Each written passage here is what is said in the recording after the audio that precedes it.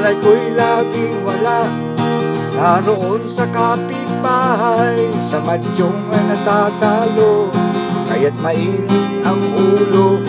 Tatay ko'y laging lasing, umaga na akong umating, hindi matatanong, baka ikaw ay sipain.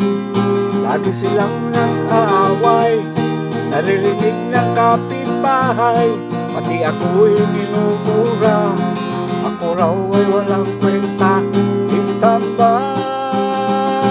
dyan sa kanto.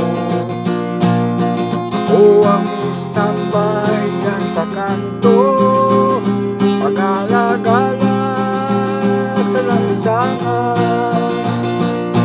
Naglalakad akong walang pupuntahan, ako na may anak mayaman, ang daddy ko ay businessman. Wala siyang panahon sa mami kong nalulumbay.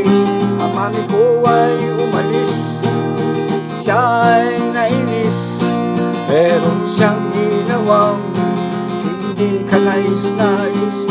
Anong aking gagawin? Ako hindi pinapansin, ako ngayon'y naririto, humihitip ng kung ano. Istambay dyan sa kanto, kami ang istambay dyan sa kanto, pag-alagala sa lansangan.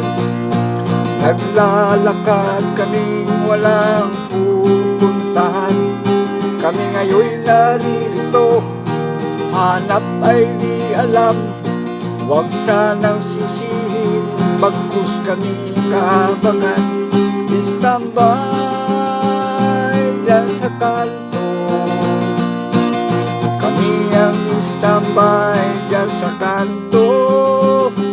Saan kami patutungo? Kaliwa ba o kanan o diretso?